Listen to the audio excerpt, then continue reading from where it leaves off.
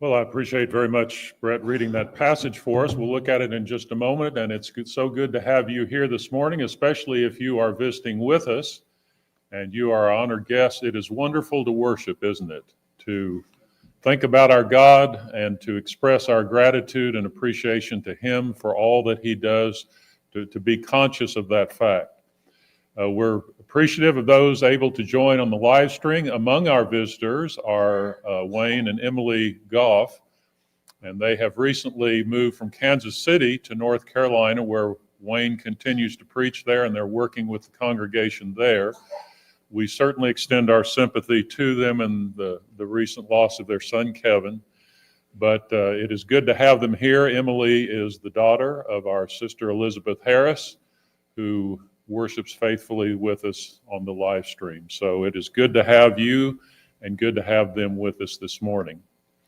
I would like to look at this passage at the outset this morning and think with you about what I'm calling reaching out and reaching out with that gospel message.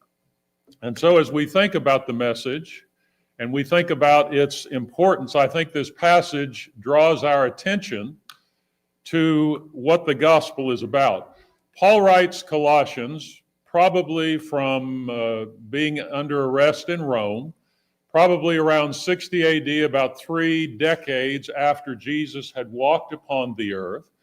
And in this epistle, he starts by extolling Jesus as that one through whom all blessings are received. And he goes into great detail. We won't go into that detail this morning, but he comes to verse 21.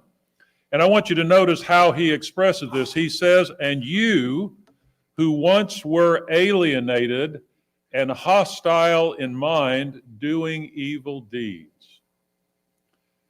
What do you think about when you hear the words alienation and hostility? I think we see plenty of that on the news all the time. And it doesn't matter what the conflict is. You see two sides who are opposed to each other, who are sometimes working to almost destroy each other. And we think about that, we think how terrible that is. But Paul says, you once were alienated from God. You once were hostile. You did evil deeds. He is speaking to the Colossians, but he is writing to us as well. That's where we were before Christ. And so what is it that Jesus has done? He goes on to write in verse 22, he has now reconciled in his body of flesh by his death. We have honored that sacrifice this morning and used those very words because that is the basis by which we have forgiveness. He then writes, it's in order to present you holy and blameless and above reproach before him. Now we can think back into our lives of things we have done, sins we have committed. How could we be holy? How could we be without blame before God, having done those things? Well, it's not by anything we've accomplished, but by faith and obedience to what God has commanded us to do. God forgives us and enables us to have that relationship whereby we can be holy and set apart. And then he says that is conditioned upon something. Read with me verse 23. If indeed you continue in the faith, stable and steadfast, not shifting from the hope of the gospel that you heard. So we have to be faithful. We have to continue to trust in our God and to live our lives in obedience to what he has told us to do. And that enables us to have the hope of the gospel. Now that hope is not that one day I'm going to accomplish all the goals that I've set for my career. It's not even that I'm going to have the family that I would like to have and all the blessings that accrue to them. Those are wonderful things, but that's not the hope of the gospel.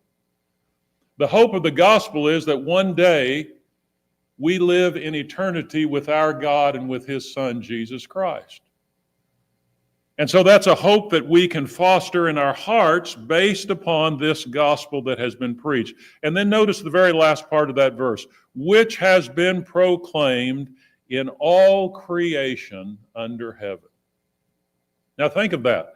Paul writes in 62 AD from Rome that the gospel has been preached to all creation under heaven. What a marvelous thing. But let me ask, what does that mean? Does that mean that at that point in time, Paul could say that every single person in the entire world had had the gospel preached to them?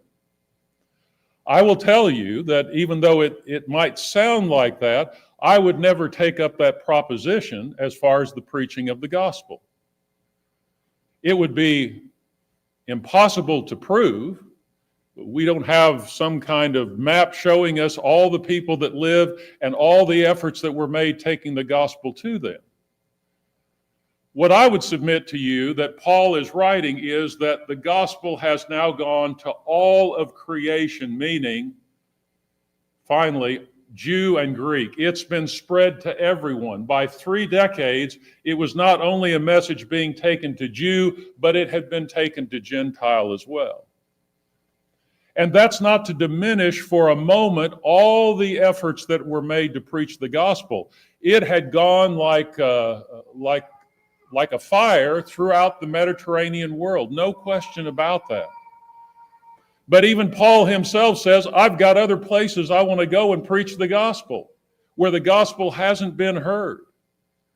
And so he was always conscious of the fact that more people need to hear the gospel.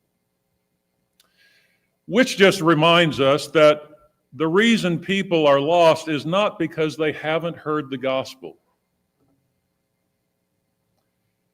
Sometimes it might appear as if, well, for God to be fair, everybody has to hear the gospel to have a chance to be saved.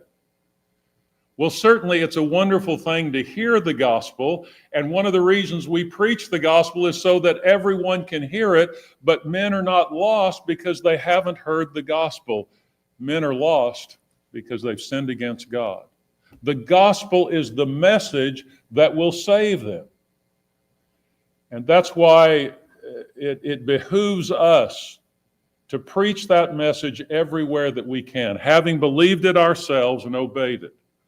I think over in John's gospel, what we all know, John 3:16, God so loved the world. The very next verse, either Jesus or John, I'm not sure which, it doesn't matter, it's the Spirit who has revealed this word, writes in verse 17, for God did not send his Son into the world to condemn the world, but in order that the world might be saved through him.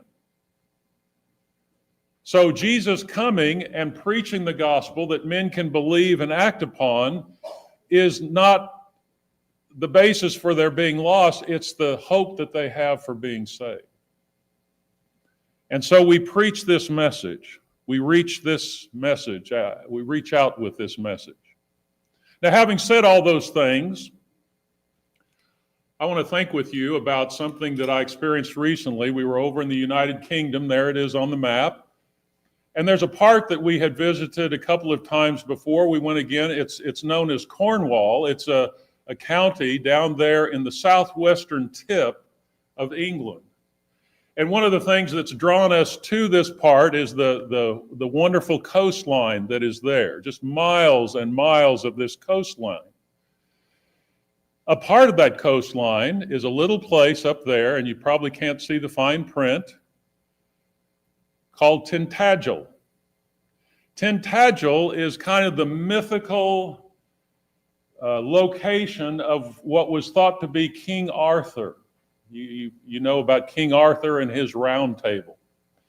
Well, this area, Tintagel, the town you see right there, and I don't know if you can make it out, there's a little outcrop that's out there in the water, upon which a castle was built back in probably the 5th to the 7th century AD. And then later, in the 1200s, there was a cleric by the name of Geoffrey of Monmouth, who wrote about the kings of Britain, a history of the kings of Britain, in which he mentioned Arthur in conjunction with Tintagel? Well, there was a British king, Henry III, who had a brother, Richard, who was Earl of Cornwall. And because he was fascinated by this mention of Arthur and all the folklore associated with him, he actually went to that place and he built again a castle at that place. Well, our interest is that you can go there today and you can look at that castle, the ruins of the castle. And like many ruins, you got to kind of use your imagination to see where the castle would have been. But we made it all the way up to the top of that area where the castle had been located. There's Lavon as we've hiked up there. And behind her, you can see the town of Tintagel, from which you walk down a very steep path. And of course, the trick is you have to walk back up that path at the end of that. But you walk across a bridge there. And then you make your way onto this kind of rocky outcrop of land upon which this castle was built. So here is that bridge that they've recently built. The castle was closed for several years because they were constructing this bridge so that visitors could go across it. And it's made of just thousands, if not millions, of pieces of slate that have been put in there. There's a lot of slate in that area. But at any rate, when you get to the top of Tintagel, here are the ruins of what was a church, probably during the 12th century. Here's a little plaque that talks about what a priest in the 12th century would have been doing up at the top of this isolated outcrop of rock out there in the sea, windswept as it is. And the thought occurred to me as we were looking at that, A, who would ever make their way out to this place? And then B, how did the gospel, in whatever form that it was at that point, how did it ever get to that isolated, windswept place? How could that be? Now, I discovered yesterday while looking at the information about it, here is looking down from the top of Tintagel, and you can see some of those ruins. There was an article about some writing that was found dated back to the 5th to the 7th century AD. And I just want to read you what the individual said about that, which I think bears in mind what I'm saying about the fact that this exists in such an isolated place. This individual, the curator there, says, "It's incredible to think that 1,300 years ago on this dramatic Cornish clifftop, someone was practicing their writing using Latin phrases and Christian symbols. We can't know for sure who made these marks or why, but what we can say is that 7th century Tintagel had professional scribes who were familiar with the techniques of writing manuscripts, and that in itself is very exciting." He goes on to write, "Our ongoing research has already revealed the extent of Tintagel's buildings and the richness of the lifestyle enjoyed there. This latest find goes one step further to show that we have a literate Christian community with strong connections from Atlantic Europe to the Mediterranean. Writing was a privileged pursuit undertaken by specialist scribes attached to the church or wealthy households. The discovery of this stone supports the idea that Tintagel was an important, thriving trade port and a high-status settlement which could have been the seat of Cornish kings." Well, that's a lot of information, basically saying it's amazing that we found someone who is trying to write in the 5th to the 7th century. But the question arises again, how did the gospel spread? Now, granted, we're talking about 4 or 5 centuries, but you're talking about from over in Palestine all the way up to this area. And of course, there was a lot going on during those centuries. But the fact of the matter is, in some form, the gospel was spreading. And so our question is, how did it spread? Well, I'll tell you how it didn't spread. It didn't spread as a result of telephone conversations that those people in Palestine had with those people out there in Cornwall. It didn't happen because of a Facebook post that went viral and everybody saw it that lived throughout the world. It probably didn't even happen as a result of the printing press that was discovered and used from the 15th century onward. How did it happen? Now, again, that's not to denigrate any of those methods. Those methods are the very opportunity that we have to propagate the gospel. But I would suggest to you that the gospel spread because, A, there were apostles who went and proclaimed the message just as Jesus told them to do before he ascended into heaven. Remember Matthew chapter 28? Jesus says in verse 19 to his apostles, "Go therefore and make disciples of all nations, baptizing them in the name of the Father and of the Son and of the Holy Spirit, teaching them to observe all that I have commanded you." As I said earlier, I can't trace every single journey that was made when an apostle was preaching to someone and where that convert might have gone after the message was preached. I don't know. But there is obviously evidence that the gospel had radiated outward during the first century and following that period of time. And then we have this statement in Acts 8 and verse 4, we're all familiar with it, that when those who were in Jerusalem were being persecuted, they were coming into their homes, they were dragging them out. It says, those who were scattered went about preaching the word. And so even others besides the apostles were busy in making efforts to preach that word to others. Paul makes, the statement is made about Paul over in Acts chapter 18 and verse 4, that he in Corinth went into the synagogue and he reasoned there with the Jews and the Greeks, trying to persuade them, trying to make them think about this Christ whom he was preaching, the one who had been raised from the dead. In other words, it was people talking to other people, communicating with them this message of what they had heard, what they had read for themselves, and how it had made an impact in their life. So that makes me think, it made me think on that occasion, you know, what am I doing in order to promote that message? What can we do to be a part of this great effort that is made to propagate the gospel even today? And as we think about these requirements, it was interesting that very next weekend we were in London worshiping with the church there where we support David Cambridge, and David had a wonderful lesson that day about Moses being commissioned by God to go and teach his people so that they will be released from bondage. And you have probably heard the lesson before. It's wonderful in chapters 3 and 4 of Exodus. And I'm not going to preach that lesson this morning, but the points are, you know, Moses says to God, well, who am I to go and lead these people out?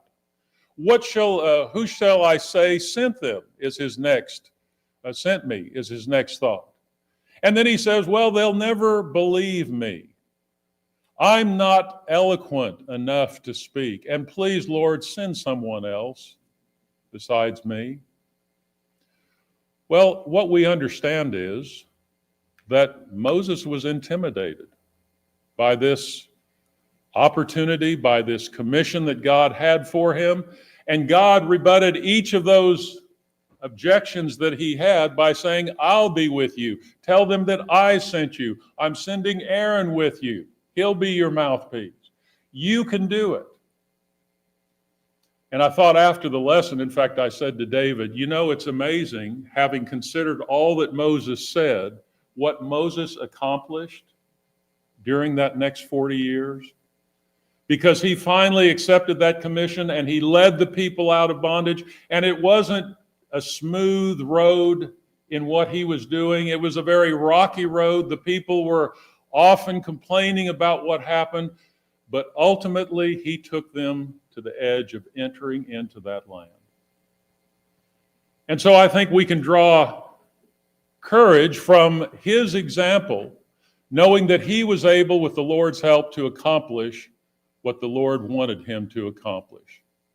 So let's note, as we think about some application, what can I do in order to promote this message? How can the Lord use me as his mouthpiece among others? And none of this is new. I'm just reminding us of things that many have said before.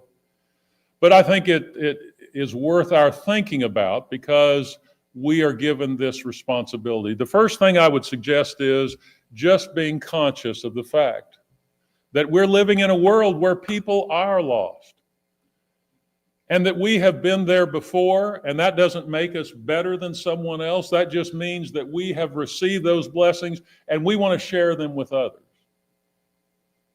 Have you ever come on to some kind of bargain somewhere that you weren't aware of and you found out, hey, I can get 2 for 1 or 3 for 1. And the next thing you do is you tell those you know about it. Why? Because this is a real deal. Well, the gospel's the very same way. Understanding what it's done for us, we're conscious of others around us, and we want to do what we can to influence them. And that suggests that really anyone is a prospect. We've heard lessons, rightfully so, about, we're not to judge who is a prospect and who isn't.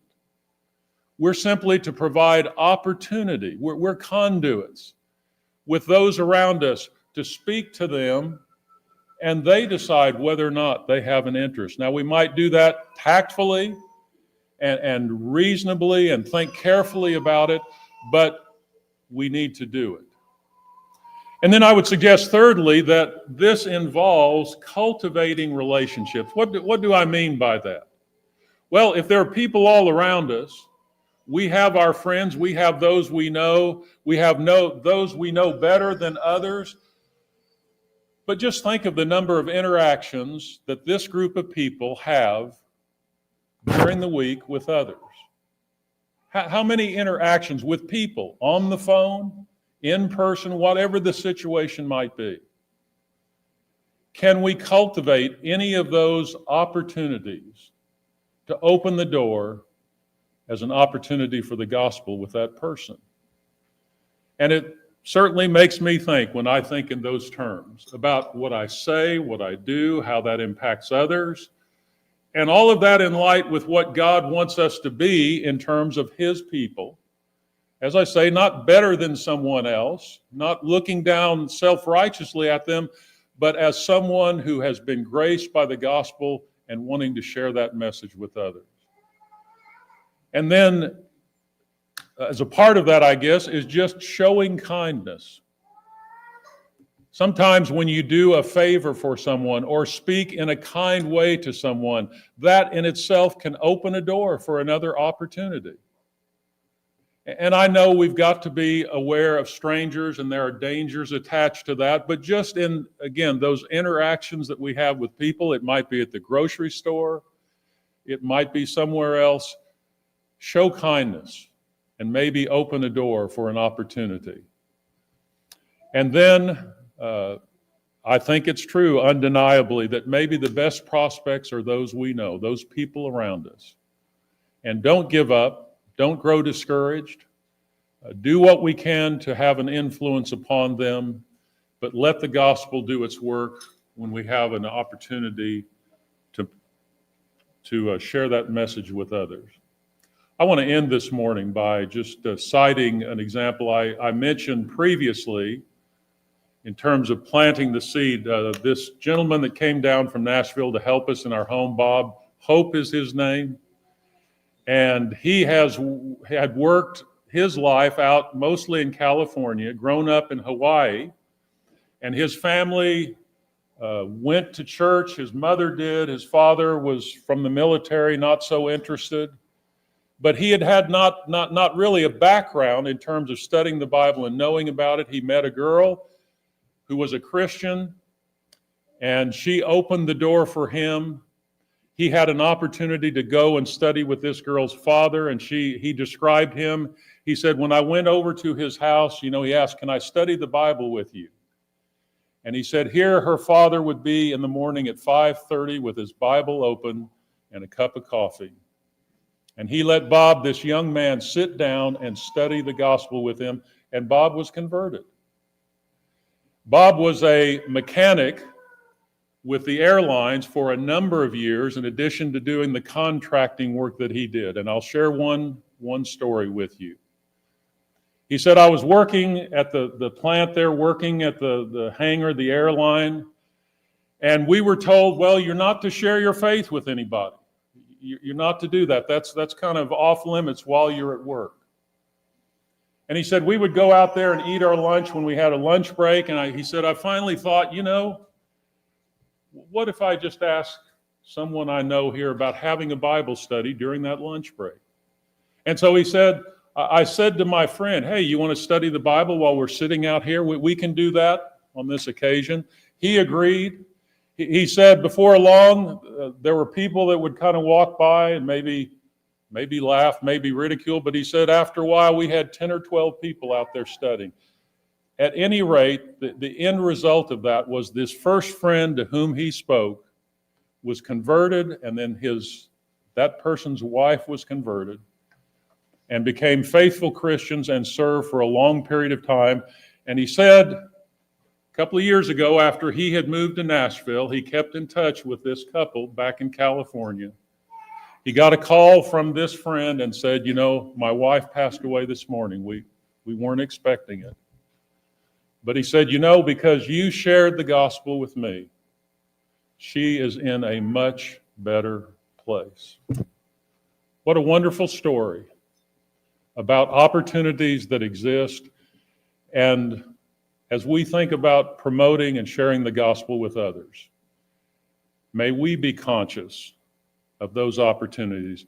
I said here, it takes concern, it takes courage, it takes diligence, staying with it. But I will issue this invitation this morning for all of us. What can I do this week to be aware of others, to share that message? Maybe it's just a mention that I go to church. Maybe it's just mentioning something about the Bible to kind of get the ball started rolling. But as we are conscious of it, as we make efforts to persuade others, I believe God will bless us in that work. If you're here this morning and you're not a Christian, we've talked about why the gospel is important, what it can do for us, this hope of the gospel that Paul describes in Colossians chapter 1. And if you're here and you're subject to the gospel, you haven't obeyed it yet, there is that opportunity this morning. We can immerse you in water for the remission of your sins. If you are at that point, if you're not, if you want to study further, we're glad to do that with you. If you're subject in any way, if we can help you, persuade you, why don't you come as together we stand and sing this song.